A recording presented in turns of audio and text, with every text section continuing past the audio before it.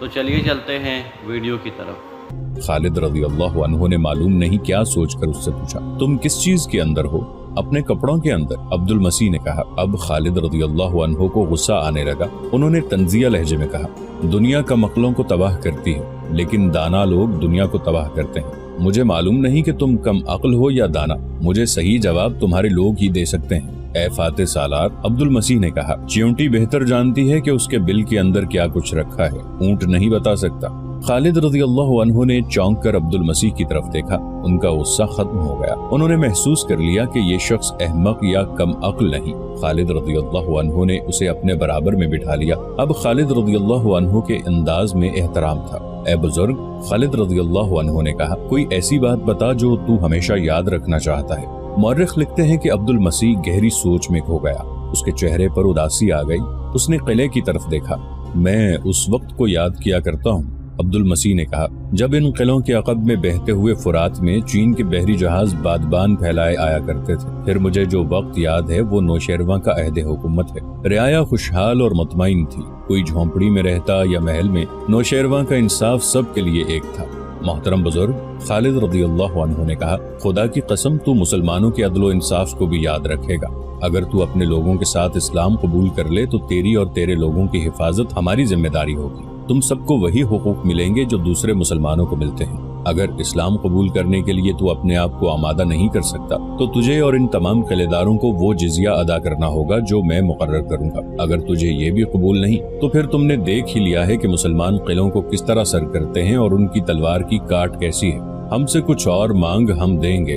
عبد المسیح نے کہا، اپنا مذہب نہیں چھوڑیں گے، بتا جزیہ کیا ہوگا؟ تجھ جیسے دانا سے مجھے اس جواب کی توقع نہیں تھی۔ خالد رضی اللہ عنہ نے کہا، کفر نے تجھے شکست تک پہنچایا ہے۔ اس عربی کو میں کم عقل سمجھتا ہوں جو عربی راستے سے ہٹ کر اجمی راستہ اختیار کر لے۔ خالد رضی اللہ عنہ کے ان الفاظ نے نہ عبد المسیح کو متاثر کیا نہ دوسرے کسی قلعے دار یا سردار کو۔ وہ اپنے انکار پر قائم رہے۔ جب خالد رضی اللہ عنہ نے انہیں جزیے کی رقم بتائی تو انہوں نے فوراً اسے قبول کر لیا۔ یہ رقم 1,90,000 درہم تھی اور جو عہد نامہ تحریر کیا گیا تھا اس کے الفاظ یہ تھے، بسم اللہ الرحمن الرحیم۔ یہ عہد نامہ خالد بن ولید نے ہیرا کے سرداروں عدی بن عدی، عمرو بن عدی، عمرو بن عبد المسیح، ایاس بن قبسیہ الطونی اور حیری بن اکال سے کیا ہے۔ اس عہد نامے کو ہیرا کے لوگوں نے قبول کر لیا ہے اور اپنے سرداروں کو اس کی تکمیل کا ذمہ دار ٹھہرایا ہے۔ اس عہد نامے کے مطابق اہل ہیرا خلافت مدینہ کو 1,90,000 درہم سالانہ ادا کیا کریں گے۔ یہ جزیہ ہیرا کے پادریوں اور راہبوں سے بھی وصول کیا جائے گا۔ صرف اپاہجوں، نادار افراد اور تارک الدنیا راہبوں کو یہ جزیہ معاف ہوگا۔ اگر یہ جزیہ باقاعدگی سے ادا کیا جاتا رہا تو اہل ہیرا کے تحفظ کے ذمہ دار مسلمان ہوں گے۔ اگر مسلمانوں نے اس کی ذمہ داری میں کوتاہی کی تو جزیہ نہیں لیا جائے گا، اور اگر اہل ہیرا نے اس عہد نامے کی خلاف ورزی کی تو مسلمان اپنی ذمہ داری سے بری سمجھے جائیں گے۔ یہ معاہدہ ربیع الاول 12 ہجری میں تحریر ہوا۔ ہیرا پر مسلمانوں کے قبضے کی تکمیل ہو گئی۔ معاہدے کے بعد تمام قلعے داروں اور عمرا نے خالد رضی اللہ عنہ کی اطاعت قبول کر لی۔ یہ دراصل خلیفۃ المسلمین حضرت ابو بکر رضی اللہ عنہ کی اطاعت تھی۔ خالد رضی اللہ عنہ نمائندگی کر رہے تھے۔ اس کے بعد خالد رضی اللہ عنہ نے اپنی تمام تر فوج کے ساتھ 8 رکعت نفل شکرانے کے پڑھے۔ فارغ ہونے کے بعد خالد رضی اللہ عنہ نے اپنی فوج سے مختصر سا خطاب کیا، موتا کی لڑائی میں میرے ہاتھ میں 9 تلواریں ٹوٹی تھیں، لیکن آتش پرستوں نے جس جمع مردی سے مقابلہ کیا ہے اسے میں ہمیشہ یاد رکھوں گا۔ انہوں نے الیس میں ہم سے جو لڑائی لڑی ہے، ایسی لڑائی میں نے پہلے کبھی نہیں دیکھی۔ اسلام کے پاسبانوں، فتح و شکست اللہ کے اختیار میں ہے۔ اس کے نام کو، اس کی نعمتوں کو اور اس کے رسول صلی اللہ علیہ وآلہ وسلم کو ہر وقت دل میں رکھو۔ ہیرا بہت بڑی نعمت ہے جو اللہ نے ہمیں عطا کی ہے۔ یہ بھی دل میں رکھو کہ ہمارا جہاد ابھی ختم نہیں ہوا۔ جب تک کفر کا فتنہ باقی ہے جہاد ختم نہیں ہوگا۔ خالد رضی اللہ عنہ نے شہیدوں کے لیے دعا کی، پھر زخمیوں کی عیادت کو گئے۔ شہیدوں کی نماز جنازہ بڑا ہی رقت آمیز منظر تھا۔ وطن سے اتنی دور جا کر شہید ہونے والوں کے لیے ہر آنکھ میں آنسو تھے۔ شہیدوں کو قبروں میں اتارا گیا تو یہ قبریں تاریخ کے سنگہائے میل بن گئیں۔ خالد رضی اللہ عنہ جب ہیرا کا نظم و نسق سنبھالنے کے لیے اس محل نما مکان میں گئے جو ازادبہ کا رہائشی مکان تھا تو بے شمار رؤسا اور عمرا تحفے لیے کھڑے تھے جو انہوں نے خالد رضی اللہ عنہ کو پیش کیے۔ ان میں بیش قیمت اشیاء تھیں، ہیرے اور جواہرات بھی تھے۔ مدینہ کے مجاہدین حیران ہو رہے تھے کہ کوئی قوم اتنی دولت مند بھی ہو سکتی ہے۔ खालिद रज़ियल्लाहु अन्हु ने ये तोहफे कबूल तो कर लिए, लेकिन बोरिया नशीनों की कौम के इस सालारे आला ने अपने लिए एक भी तोहफा ना रखा। तमाम तोहफे माल गनीमत के साथ अमीरुल मोमिनीन रज़ियल्लाहु अन्हु की खिदमत में पेश करने के लिए मदीना भेज दिए। माल गनीमत ज्यादा नहीं था क्योंकि हीरा वालों ने जिजिया तस्लीम कर लिया और इताअत भी कबूल कर ली थी। एक दिलचस्प और अजीब वाकया हो गया। कुछ बरस पहले की बात है, रसूल करीम सल्लल्लाहु अलैहि वसल्लम सहाबा कराम में बैठे थे और इधर उधर की बातें हो रही थी। बातों का रुख कुफ्फार के इलाकों की तरफ मुड़ गया और जिक्र फारस की शहनशाही का चल निकला। हीरा इस शहनशाही का बड़ा ही अहम मुकाम था। किसी सहाबी रज़ियल्लाहु अन्हु ने कहा कि हीरा हाथ आ जाए तो इसे फौजी अड्डा बनाकर किसरा पर कारी ज़रबें लगाई जा सकती हैं। दो मौर्रिखों बलाज़री और तिबरी ने लिखा है कि रसूल करीम सल्लल्लाहु अलैहि वसल्लम ने फरमाया कि थोड़े अरसे बाद हीरा हमारे कब्जे में होगा। ये दोनों मौर्रिख लिखते हैं कि इस महफिल में हीरा की अहमियत और इस इलाके की खूबसूरती की बातें होने लगी। अब्दुल मसीह मशहूर आदमी था। उसकी एक बेटी थी जिसका नाम करामा था। उसके हुस्न के चर्चे ताजरों वगैरह की ज़बानी दूर दूर तक पहुंचे हुए थे। उसके अपने मुल्क में उसका हुस्न जमाल ज़रबुल मिसल बन गया था। बलाज़री और तिबरी ने लिखा है कि रसूल करीम सल्लल्लाहु अलैहि वसल्लम की उस महफिल में सीधा सादा और एक आम सा आदमी शवेल भी मौजूद था। या रसूल अल्लाह, शवेल ने अर्ज की, अगर हीरा फतह हो गया तो अब्दुल मसीह की बेटी करामा मुझे दे दी जाए। रसूल करीम सल्लल्लाहु अलैहि वसल्लम मुस्कुराए और अज़राह मजाक कहा, हीरा फतह हो गया तो करामा बिनते अब्दुल मसीह तेरी होगी। उन मौर्रिखों ने ये नहीं लिखा कि हीरा की फतह से कितना अरसा पहले ये बात हुई थी। अब हीरा फतह हो गया। खालिद रज़ियल्लाहु अन्हु की फौज का एक उधेड़ उम्र सिपाही उस वक्त उनके सामने जा खड़ा हुआ जब कुछ शराइत अब्दुल मसीह और खालिद रज़ियल्लाहु अन्हु के दरमियान तय हो रही थी। क्या नाम है तेरा? खालिद रज़ियल्लाहु अन्हु ने अपने उस सिपाही से पूछा। और मेरे पास क्यों आए हो सालारे आला? सिपाही ने कहा, मेरा नाम शवेल है। खुदा की कसम, रसूल अल्लाह सल्लल्लाहु अलैहि वसल्लम ने मुझसे वादा फरमाया था कि अब्दुल मसीह की बेटी करामा तुझे दे दी जाएगी। आज हीरा फतह हो गया है, शहजादी करामा मुझे दी जाए। शहजादी करामा मुझे दी जाए, क्या तू कोई गवाह पेश कर सकता है? खालिद रज़ियल्लाहु अन्हु ने कहा, खुदा की कसम, मैं रसूल अल्लाह सल्लल्लाहु अलैहि वसल्लम के वादे की खिलाफ वर्जी की जुर्रत नहीं कर सकता, लेकिन गवाह ना हुए तो मैं तेरी बात को सच नहीं मान सकता। शवेल को दो गवाह मिल गए। वो हीरा की फातेह फौज में मौजूद थे। उन्होंने तस्दीक की कि रसूल अल्लाह सल्लल्लाहु अलैहि वसल्लम ने उनकी मौजूदगी में शवेल से ये वादा फरमाया था। रसूल अल्लाह सल्लल्लाहु अलैहि वसल्लम का वादा मेरे लिए हुक्म का दर्जा रखता है। खालिद रज़ियल्लाहु अन्हु ने अब्दुल मसीह से कहा, तुझे अपनी बेटी इस शख्स के हवाले करनी होगी, ये भी शराइत में लिख लो। अब्दुल मसीह ने कहा कि मेरी बेटी करामा इस सिपाही को दे दी जाए। ये हुक्म अब्दुल मसीह के घर पहुंचा कि करामा मुसलमानों के सालारे आला के पास आ जाए। करामा ने पूछा कि उसे क्यों बुलाया जा रहा है। उसे बताया गया कि एक मुसलमान सिपाही ने उसकी ख्वाहिश की है और उसे उस सिपाही के हवाले किया जाएगा। ऐसा ना होने दो, घर में जो एक महल की मानिंद था दूसरी औरतों का शोर उठा। ऐसा ना होने दो, शाही खानदान की एक औरत को हवाले ना होने दो जो अरब का वहशी बद्दू है, मुझे उसके पास ले चलो। करामा ने कहा, उस मुसलमान सिपाही ने मेरी जवानी के हुस्न की बातें सुनी होंगी। वो कोई जाहिल और अहमक लगता है। उसने किसी से ये नहीं पूछा होगा कि ये कब की बात है कि जब मैं जवान हुआ करती थी। बलाज़री की तहरीर के मुताबिक करामा को खालिद रज़ियल्लाहु अन्हु के सामने ले जाया गया। शवेल मौजूद था। उसने एक ऐसी बुढ़िया देखी जिसके चेहरे पर झुर्रियां थी और बाल सफेद हो चुके थे। मौर्रिख तिबरी ने करामा की उम्र 80 साल लिखी है। उसके बाप अब्दुल मसीह ने खालिद रज़ियल्लाहु अन्हु को अपनी उम्र 200 साल बताई थी। बाज मौर्रिख इन उम्रों को तस्लीम नहीं करते। अब्दुल मसीह की उम्र 100 साल से ज्यादा ही थी और करामा की उम्र 60-70 साल के दरमियान थी। बहरहाल करामा ज़ईफुल उम्र थी। शवेल ने उसे देखा तो उसके चेहरे पर जो खुशी के आसार थे वो उड़ गए और वो मायूस हो गया। अचानक उसे याद आ गया। अमीर लश्कर, शवेल ने कहा, ये शर्त लिख ली गई है कि करामा बिनते अब्दुल मसीह मेरी लौंडी है। अगर ये मुझसे आजादी चाहती है तो मुझे रकम अदा करे। कितनी रकम? करामा ने पूछा। 1000 दिरहम। शवेल ने कहा, मैं अपनी माँ का बेटा नहीं हूँगा कि 1 दिरहम भी बख्श दूं। करामा के बूढ़े होंठों पर मुस्कुराहट आ गई। उसने उस खादिमा को जो उसके साथ आई थी इशारा किया। खादिमा दौड़ी गई और 1000 दिरहम ले आई। करामा ने ये दिरहम शवेल के हवाले कर दिए और आजाद हो गई। शवेल का ये आलम था कि 1000 दिरहम देखकर हैरान हो रहा था, जैसे उसके होश गुम हो गए।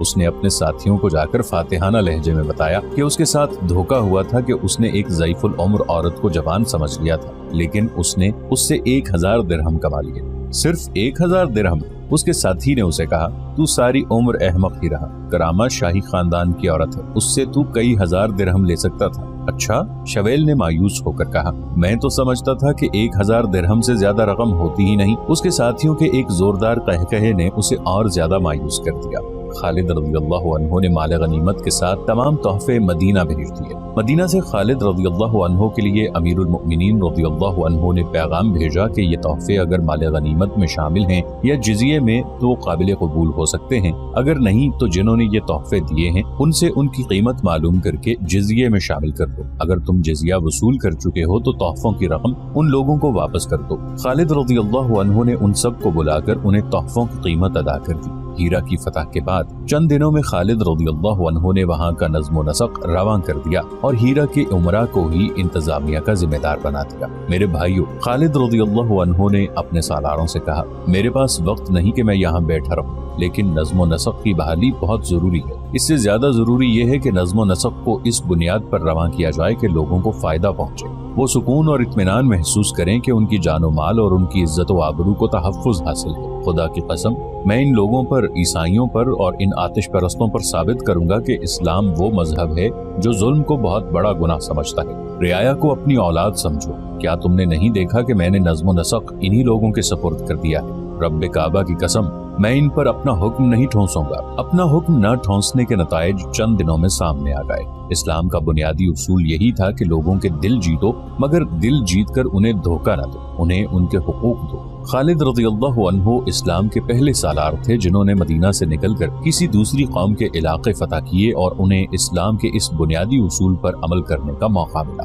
मिस्र के मोहम्मद हुसैन हैकल ने बहुत से मौर्रिखों का हवाला देकर लिखा है कि खालिद रज़ियल्लाहु अन्हु ने दुश्मनों के सर उड़ाने शुरू किए तो फरात को लाल कर दिया और ऐसे किसी आदमी को जिंदा न छोड़ा जिसकी तरफ से दीन इस्लाम को जरा सा भी खतरा था। खालिद रज़ियल्लाहु अन्हु जाती दुश्मनी के कायल नहीं थे। मुतासिर तारीखदानों ने खालिद रज़ियल्लाहु अन्हु को जालिम सालार कहा है, लेकिन खालिद रज़ियल्लाहु अन्हु ने जो भी इलाका फतह किया वहाँ का इंतजाम मफ्तूहा उमरा और रहूसा के सुपुर्द कर दिया। अलबत्ता उनके निगरान यानी बालाई हुक्काम मुसलमान मुकर्रर किए जाते थे। हीरा को फतह करके खालिद रज़ियल्लाहु अन्हु ने सारे फारस को फतह नहीं कर लिया था, बल्कि खालिद रज़ियल्लाहु अन्हु खतरों में घिर गए थे। आतिश परस्त उन पर चारों तरफ से हमले कर सकते थे। अगर बड़े पैमाने पर हमले न करते तो शब खून मार मार कर मुसलमानों की फौज को नुकसान पहुंचा सकते थे, लेकिन आतिश परस्तों ने ऐसी कोई कार्रवाई न की। इसकी और कई वजूहात थीं, जिनमें एक ये थी कि मफ्तूहा इलाकों के लोग मुसलमानों के सुलूक से मुतासिर होकर उनके हामी और मुआविन बन जाते थे। हीरा और नवाही इलाके में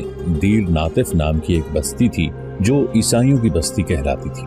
वहाँ एक बहुत बड़ा गिरजा था जिसके पादरी का नाम सलूबा बिन नस्तोना था। वो ईसाइयों का मजहबी पेशवा ही नहीं, उनका अस्करी कायद भी था। वो मैदान जंग में कभी नहीं गया था, लेकिन जंगो जदल के फन में महारत रखता था। फारस के ईसाई ललकार कर मुसलमानों के मुकाबले में आए थे और मुसलमानों की तलवारों और बर्छियों से बुरी तरह कट गए थे। ऐसे ईसाइयों की तादाद खासी कम हो गई थी जो लड़ने के काबिल थे। बूढ़े जिंदा रह गए थे या औरतें जिंदा थी। सलूबा बिन नस्तूना अक्सर कहा करता था कि मजहब सिर्फ एक जिंदा रहेगा और ये ईसाइयत होगी, ज़रतुश्त रहेगा ना मदीना का इस्लाम। उसने अपने वाज में कई बार कहा था, सब मिट जाएंगे और जमीन पर यसु मसीह की हुकूमत होगी। हीरा फतह होने तक लड़ने वाले हजारहा ईसाई मिट गए थे। बाकी मुसलमानों के डर से भागकर इधर उधर जा चुके थे। उनके सरकर्दा अफराद ने पादरी सलूबा बिन नस्तोना के साथ राबिता रखा हुआ था। सलूबा ने कोशिश की थी कि ईसाइयों को यकता और मुत्तहिद करके मुसलमानों पर शबखून मारने के लिए तैयार करे, लेकिन ईसाइयों पर मुसलमानों की ऐसी दहशत बैठ गई थी कि वो शबखून और छापा मार जंग के लिए तैयार न हुए। मुक़द्दस बाप एक रात एक नामवर जंगजू ईसाई शमील बुरजाना ने पादरी सलूबा बिन नस्तोना से कहा, क्या तुम इस पर यकीन रखते हो कि गिरजे की घंटियां और तुम्हारे बाज इस तबाही को रोक लेंगे जो हमारी तरफ तेजी से बढ़ी आ रही है? नहीं, पादरी सलूबा ने कहा, मेरे वाज और गिरजे के घंटे की आवाजें अब इस तबाही को नहीं रोक सकती। फिर तुम हमें इजाजत क्यों नहीं देते कि हम मुसलमानों की फौज पर हर रात शब खून मारें? शमील बुरजाना ने कहा, मदीना के मुसलमान जिन नहीं, भूत नहीं, इंसान हैं, हमारी तरह के इंसान। शमील, पादरी सलूबा ने कहा, बेशक वो इंसान हैं, लेकिन तुम्हारी तरह नहीं। मैंने उनमें कुछ और ही बात देखी है। वो फतह का अज़्म लेकर आए हैं। اگر انہوں نے اپنے جسموں کے متعلق یہی رویہ رکھا تو آخری فتح بھی انہی کی ہوگی۔ مقدس باپ شمیل نے کہا، میں جسموں والی بات نہیں سمجھا، سمجھنے کی کوشش کرو۔ پادری سلوبہ نے کہا، یہ لوگ جنہیں کسرا ارد شیر عرب کے بدو کہتا رہا ہے، جسمانی آسائشوں اور لذتوں کو قبول نہیں کرتے۔ مقدس باپ کی زبان سے دشمن کی تعریف اچھی نہیں لگتی۔ شمیل نے کہا، اگر تم اپنے آپ میں دشمن کے اچھے اوصاف پیدا کر لو تو تم شکست سے بچ سکتے ہو۔ پادری سلوبہ نے کہا، کیا تمہارے دوستوں نے مسلمانوں کو جال میں پھانسنے کے لیے 15 حسین لڑکیاں نہیں بھیجی تھیں؟ کیا تم یہ سمجھتے ہو کہ تم لوگ جو کچھ کرتے ہو اس کا مجھے علم نہیں ہوتا؟ تمہاری تلواروں کی دھار کند ہو چکی ہے، اس لیے تم لوگوں نے عورتوں کو استعمال کیا ہے۔ کیا تم انکار کرو گے؟ نہیں مقدس باپ، شمیل نے شرمسار سا ہو کر کہا، ہمارے ایک بزرگ نے کہا تھا کہ ایک تلوار ایک وار میں ایک آدمی کو کاٹ سکتی ہے، لیکن ایک حسین عورت کا ایک وار 100 آدمیوں کو گھائل کر دیتا ہے۔ مسلمان سوار گھوڑوں کو جھیل سے پانی پلانے لایا کرتے ہیں، وہ 4-4 6-6 کی ٹولیوں میں آتے ہیں۔ جھیل کے ارد گرد اونچی چٹانیں اور گھنا جنگل ہے۔ ہماری لڑکیوں نے مسلمان سواروں کو اپنی طرف کھینچنے کی بہت کوشش کی، لیکن ان پر کچھ اثر نہ ہوا۔ ہماری بعض لڑکیاں نیم برہنہ ہو کر انہی چٹانوں کے پیچھے چلنے کا اشارہ کرتی رہیں، لیکن ہوا یہ کہ بعض سوار منہ پھیر لیتے اور بعض ہنس پڑتے تھے۔ اور مجھے یہ بھی معلوم ہے شمیل، پادری سلوبہ نے کہا، کہ تم لوگوں نے مسلمانوں کے گشتی سنتریوں کو بھی پھانسنے کی کوشش کی تھی، اور تم لوگوں نے یہ بھی سوچا تھا کہ مسلمانوں کے سالاروں اور خالد بن ولید کو قتل کرنے کے لیے لڑکیوں کو استعمال کیا جائے۔ ہاں مقدس باپ، شمیل نے کہا، ہم نے ایسا سوچا تھا، پھر اس سوچ پر عمل کیوں نہیں کیا؟ اس لیے نہ کیا کہ جس فوج کے سپاہیوں کا کردار اتنا مضبوط ہے اس کے سالار تو فرشتوں جیسے ہوں گے۔ شمیل نے جواب دیا، اب ہمارے سامنے یہی ایک صورت رہ گئی ہے کہ مسلمان فوج پر شب خون مارنے شروع کر دیں اور انہیں اتنا نقصان پہنچائیں کہ یہ پسپائی پر مجبور ہو جائیں۔ کیا تم کسرا کی فوج سے زیادہ طاقتور ہو؟ پادری سلوبہ نے کہا، وہ جو کہتے تھے کہ زمین پر کوئی طاقت ان کے مقابلے میں اٹھنے کی جرأت نہیں کر سکتی، اب کہاں ہے؟ آگ کو پوجنے والوں کے تمام نامور سالار مسلمانوں کے ہاتھوں کٹ گئے۔ ہم نے ان کی خاطر مسلمانوں سے لڑ کر غلطی کی ہے۔ تو کیا مقدس باپ تم یہ کہنا چاہتے ہو کہ ہم مسلمانوں کے ساتھ دشمنی نہ رکھیں؟ شمیل نے حیران سا ہو کر پوچھا۔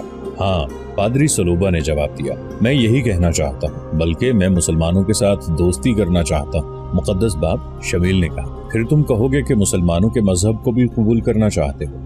نہیں، ایسا نہیں ہوگا۔ پادری سلوبہ نے کہا، جب سے ہیرا پر مسلمانوں کا قبضہ ہوا ہے میں یہی دیکھ رہا ہوں کہ ان سے ہمارے مذہب کو کتنا کچھ خطرہ ہے۔ میں نے دیکھ لیا ہے کہ عیسائیت کو کوئی خطرہ نہیں۔ مسلمان اپنا مذہب قبول کرنے کی دعوت دیتے ہیں، وہ زبردستی اپنا مذہب مفتوحہ لوگوں پر نہیں ٹھونستے۔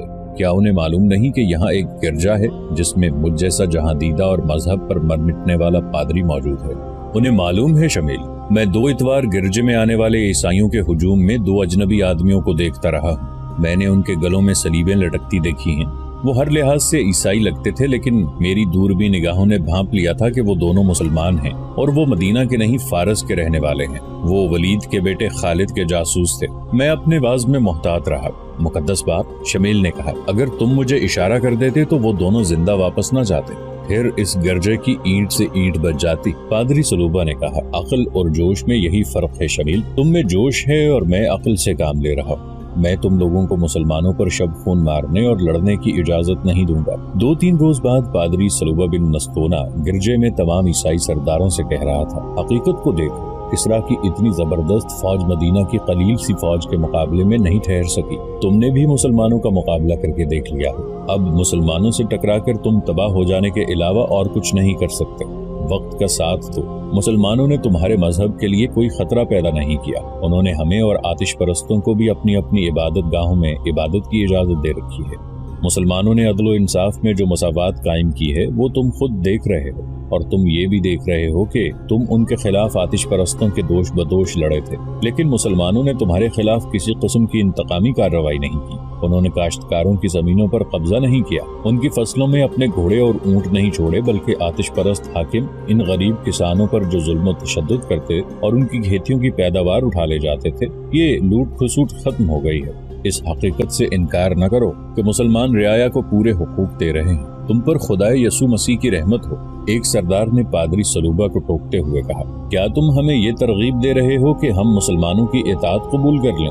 क्या ये हमारी बेइज्जती नहीं? एक और सरदार ने कहा, मुसलमानों ने तुम्हारी इज्जत की तरफ आंख उठाकर भी नहीं देखा। पादरी सलूबा ने कहा, क्या तुमने उन्हें फांसने और गुमराह करने के लिए अपनी लड़कियों को नहीं भेजा था? क्या वो तुम्हारी लड़कियों को उठाकर नहीं ले जा सकते थे?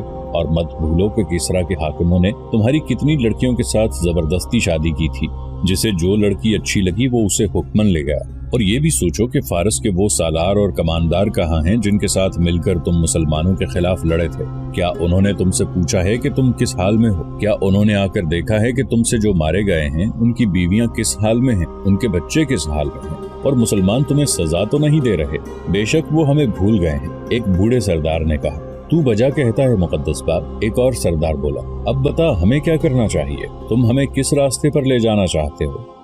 ये तुम्हारी सलामती का रास्ता होगा। पादरी सलूबा ने कहा, इसमें तुम्हारे जानो माल की और तुम्हारे मजहब की सलामती है। मैं मुसलमानों की इताअत कबूल कर रहा हूँ और मैं बानकिया और बिस्मा के इलाके की तमाम काबिल काश्त अराज़ी उसका लगान वसूल करके मुसलमानों को अदा किया करूंगा। तकरीबन तमाम मौर्रिखों ने लिखा है कि मुसलमानों के हुस्न सुलूक, अदल इंसाफ और उसलूब हुकूमत से मुतासिर होकर देर नातिफ के पादरी सलूबा बिन नस्तूना ने सबसे पहले खालिद रज़ियल्लाहु अन्हु के सामने जाकर इताअत कबूल की और 10,000 दीनार खालिद रज़ियल्लाहु अन्हु को पेश किए। इस रकम के साथ वो हीरे और बेशकीमत मोती भी थे जो किसरा उर्दशेर ने पादरी सलूबा को तोहफे के तौर पर दिए थे। ये मोती दरअसल रिश्वत थी जो उर्दशेर ने ईसाइयों को मुसलमानों के खिलाफ लड़ाने के लिए पादरी सलूबा को दी थी। खालिद रज़ियल्लाहु अन्हु के हुक्म से एक मुआहिदा लिखा गया। ये मुआहिदा मदीना के सालार खालिद बिन वलीद रज़ियल्लाहु अन्हु और सलूबा बिन नस्तूना की कौम के साथ तय हुआ और तहरीर किया जाता है। इसके मुताबिक सलूबा बिन नस्तूना ईसाई कौम की तरफ से 10,000 दीनार सालाना बतौर जिजिया अदा करेगा और किसरा के हीरे और मोती इस रकम के अलावा वसूल किए जाएंगे। जिजिया की रकम सिर्फ उन ईसाइयों से हर साल वसूल की जाया करेगी जो इसकी इस्तिताअत और तौफीक रखते हैं और जो कमाने के काबिल हों। हर किसी को जिजिये का इतना ही हिस्सा देना पड़ेगा जितना वो आसानी से अदा कर सकता है। इस मुआहिदे की रूह से मुसलमानों पर यह फर्ज आयद होता है कि वो ईसाइयों की बस्तियों बानकिया और बिस्मा को हर तरह का तहफ़्फ़ुज़ मुहैया करें। पादरी सलूबा बिन नस्तूना को उसकी कौम का नुमाइंदा तस्लीम किया जाता है जैसे कि उसकी कौम ने तस्लीम किया है। इस मुआहिदे पर जो खालिद बिन वलीद ने किया है तमाम मुसलमान रजामंद हैं और वो इस पर अमल करेंगे। पादरी सलूबा इस इलाके की नामवर शख्सियत थी। इर्द गिर्द के बड़े बड़े सरदारों और सरकर्दा अफराद ने जब देखा कि सलूबा ने खालिद रज़ियल्लाहु अन्हु की इताअत कबूल कर ली है तो वो सब हीरा पहुंचे और खालिद रज़ियल्लाहु अन्हु की इताअत कबूल करने लगे। उन्होंने जो नक़द जिजिया अदा किया वो 20 लाख दिरहम था। मुसलमानों की शजाअत की दहाक दूर दूर तक बैठ गई। बड़ा ही वसी इलाका मुसलमानों के ज़ेरे नगीन आ गया। खालिद रज़ियल्लाहु अन्हु ने वक्त ज़ाया किए बगैर इस इलाके में इस्लामी हुकूमत कायम कर दी और उन्हीं सरदारों में उमरा मुंतखब करके मुख्तलिफ इलाकों में मुकर्रर कर दिए। इसके साथ ही अपनी फौज के कुछ दस्ते इस मकसद के लिए सारे इलाके में फैला दिए कि कहीं से इस्लामी हुकूमत के खिलाफ बगावत न उठ सके। ये दस्ते घुड़सवार थे और बर्क रफ्तार। खालिद रज़ियल्लाहु अन्हु ने अपने 3 बड़े ही तेज और फुर्तीले सालारों ज़र्रार बिन अल-अज़वर, क़ैक़ा और मुसन्ना बिन हारिसा को इन दस्तों के साथ भेजा था। इन तीनों का अंदाज ऐसा जारहाना था कि जिधर जाते उधर लोग दुबक जाते और उनके सरदार आगे आकर इताअत कबूल कर लेते। इस तरह जून 633 ईस्वी रबीउल आखिर 12 हिजरी में दजला और फुरात के दरमियानी इलाके इस्लामी सल्तनत में आ गए। तख्त ताज के हवसकारों ने अपनी कौमों को तारीख की तारीकियों में गुम किया और अपने मुल्क दुश्मन के हवाले किए हैं। फारस की शहनशाही जो नाकाबिल तस्खीर समझी जाती थी और जिसकी फौज ज़रा पोश थी अब ज़वाल पजीर थी। मुसलमानों की फौज की नफरी फारस की फौज के मुकाबले में कुछ भी नहीं थी। ये नफरी ज़रा पोश भी नहीं थी और आतिश परस्तों की फौज की तरह इतनी ज्यादा मुसल्ला भी नहीं थी। मगर आतिश परस्त शिकस्त पे शिकस्त खाते चले गए और फारस के दारुल हुकूमत मदाइन को खतरा पैदा हो गया। वहाँ अब किसरा उर्दशेर नहीं था, वो सदमे से मर गया था। तारीख गवाह है और ये कुरान का फरमान है कि अल्लाह जिस कौम को उसके आमाले बद की सजा देने पर आता है उस पर नाअहल और खुद गरज हुक्मरान मुसल्लत कर देता है जो उसी कौम के अफराद होते हैं। अल्लाह का ये कहर आतिश परस्तों पर गिरना शुरू हो गया था। मदाइन में उर्दशेर की मौत के बाद उसके खानदान में तख्तो ताज की जंग शुरू हो चुकी थी। खालिद रज़ियल्लाहु अन्हु के जासूस मदाइन में ही नहीं किसरा के महल में भी पहुंच चुके थे। वो जो खबरें भेज रहे थे वो खालिद रज़ियल्लाहु अन्हु के लिए उम्मीद अफजा थी। मदाइन का तख्त अब वो तख्ता बन चुका है जिस पर मैयत को गुस्ल दिया जाता है। एक जासूस ने मदाइन से आकर खालिद रज़ियल्लाहु अन्हु को बताया, ये तख्त किसरा के 3 शहजादों की जाने ले चुका है। उर्दशेर की मुतादिद बीवियां हैं और हर बीवी के जवान बेटे हैं। हर बीवी अपने बेटे के सर पर किसरा का ताज रखना चाहती है। उर्दशेर के मरने के बाद एक शहजादे को तख्त पर बिठाया गया। 2 रोज बाद वो अपने कमरे में इस हालत में मुर्दा पाया गया कि उसका सर उसके धड़ से अलग था। 2 निहायत खूबसूरत और जवान लड़कियों को, दरबान को और पहरेदारों को जल्लाद के हवाले कर दिया गया। उस शहजादे के कत्ल के शुबे में इन सब के सर कलम कर दिए गए। उसकी जगह उर्दशेर की एक और बेवा के बेटे के सर पर किसरा का ताज रखा गया। तीसरे दिन उसने शराब पी और बेहोश हो गया और जरा देर बाद मर गया। अब 7-8 आदमियों और 3 जवान औरतों को शहजादे को शराब में जहर पिलाने के शुबे में कत्ल कर दिया गया। सालारे आला तीसरा शहजादा तख्त पर बैठा। दूसरे रोज वो महल के बाग में एक बड़ी दिलकश रकासा के साथ टहल रहा था। कहीं से बैक वक्त 2 तीर आए, एक उसकी आंख में और दूसरा उसकी शहरग में उतर गया।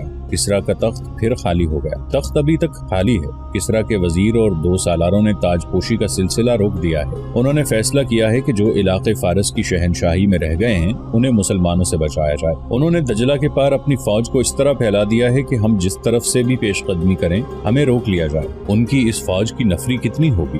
खालिद रज़ियल्लाहु अन्हु ने पूछा। हमसे दुगनी होगी, जासूस ने जवाब दिया। इससे ज्यादा होगी, कम नहीं हो सकती। मदाइन दजला के पार है।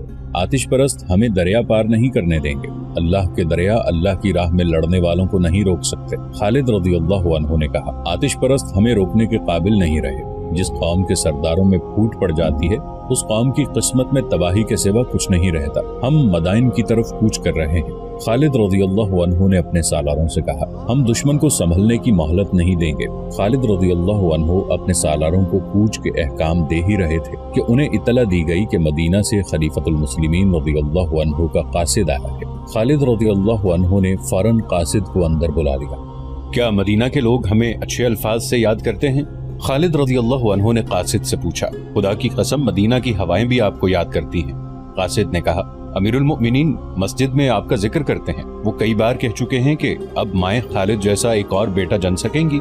लोग हर रोज आपकी खबर का इंतजार करते हैं। पैगाम क्या है? कासिद ने पैगाम खालिद रज़ियल्लाहु अन्हु को दे दिया।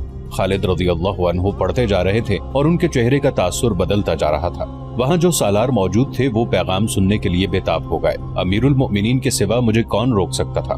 खालिद रज़ियल्लाहु अन्हु ने कहा और सालारों से मुखातिब होकर बोले, अमीरुल मोमिनीन ने हुक्म भेजा है कि अयाज बिन गनिम दोमतुल जंदल में लड़ रहा है। अल्लाह उसे फतह अता फरमाए। उधर से फारिग होकर वो हमारे पास आ जाएगा। अमीरुल मोमिनीन ने कहा है कि जब अयाज अपनी फौज लेकर हमारे पास आ जाए तो हम आगे बढ़ें। उसके आने तक हम जहाँ हैं वहीं रुके रहें। खालिद रज़ियल्लाहु अन्हु के चेहरे पर जो रौनक और आंखों में फतह नुसरत की जो चमक हर वक्त रहती थी वो बुझ गई और वो गहरी सोच में खो गए।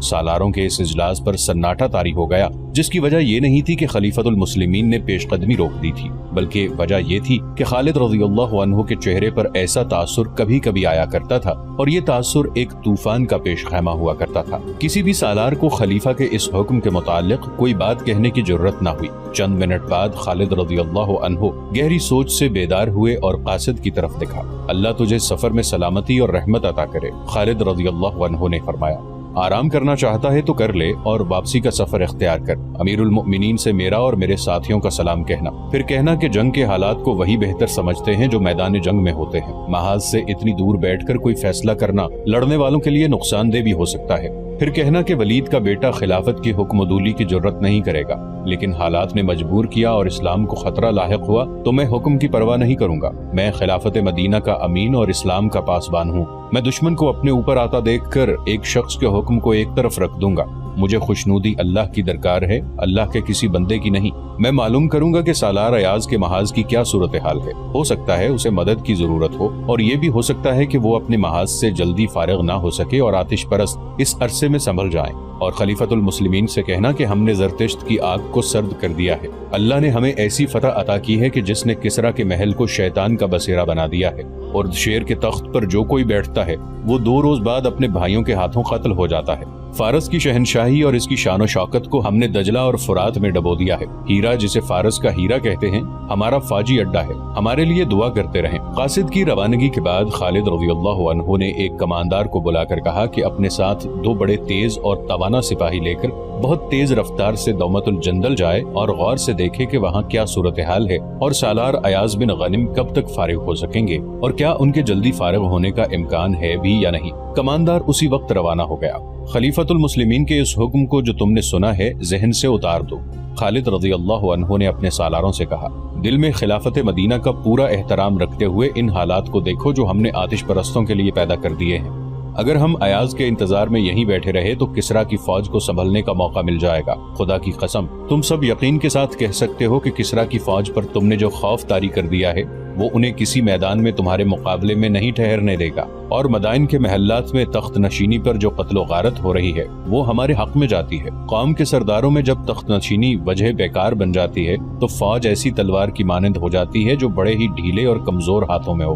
ہاں ابن ولید، سالار عاصم بن عمرو نے کہا، کسرا کے جن سالاروں نے فارس کے بچے ہوئے علاقوں میں اپنی فوج پھیلا دی ہے وہ سالار بھی تخت کے خواہش مند ہوں گے۔ وہ ہم پر فتح حاصل کر کے فارس کے تخت پر قابض ہونا چاہتے ہیں۔ اگر ایسا ہوا تو فارس جلدی تباہ ہوگا۔ سالار عدی بن حاتم نے کہا، سالاروں کے دماغوں پر جب تخت و تاج سوار ہو جاتا ہے تو وہ اپنے ملک اور قوم کو بڑی جلدی تباہ کر دیتے ہیں۔ جب توجہ تخت کے لفظ اور اپنی ذات پر مرکوز ہو جاتی ہے تو نگاہیں دشمن سے ہٹ جاتی ہیں۔ خالد رضی اللہ عنہ نے کہا، میں ان حالات سے فائدہ اٹھاؤں گا، اپنی فوج کو تیاری کی حالت میں رکھو۔ ہم آخری فیصلہ دومت الجندل کی صورتحال معلوم ہو جانے پر کریں گے۔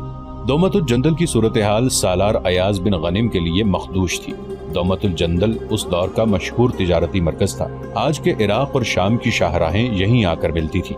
رسول اکرم صلی اللہ علیہ وآلہ وسلم نے تبوک پر چڑھائی کی تھی تو اس دوران خالد رضی اللہ عنہ دومت الجندل تک پہنچے اور یہاں کے قلعے سے قلعہ دار عقیدر بن مالک کو گرفتار کر کے رسول اکرم صلی اللہ علیہ وآلہ وسلم کے حضور پیش کیا تھا۔ عقیدر بن مالک نے اسلام تو قبول نہ کیا، رسول اللہ صلی اللہ علیہ وآلہ وسلم کی اطاعت قبول کر لی تھی، لیکن حضور صلی اللہ علیہ وآلہ وسلم کی وفات کے بعد ارتداد کا فتنہ اٹھا تو اس شخص نے مدینہ کی وفاداری ترک کر دی اور عیسائیوں اور بت پرستوں کو ساتھ ملا کر اس کا سردار بن گیا تھا۔ ابو بکر رضی اللہ عنہ نے عقیدر بن مالک کی سرداری کو ختم اور اس کے زیر اثر غیر مسلم قبائل کو اپنے زیر نگیں کرنے کے لیے سالار ایاز بن غنم کو بھیجا تھا۔ ایاز تجربہ کار سالار تھے، لیکن دومت الجندل پہنچے تو دیکھا کہ عیسائیوں کا ایک بہت بڑا قبیلہ جو کلب کہلاتا تھا اپنے علاقے کے دفاع کے لیے تیار تھا۔ یہ قبیلہ جنگ و جدل میں شہرت رکھتا تھا۔ ایاز نے قلعے کو محاصرے میں لے لیا، لیکن عیسائیوں نے باہر سے مسلمانوں کو محاصرے میں لے لیا۔ ایاز کی فوج کو آگے بھی اور عقب میں بھی لڑنا پڑا۔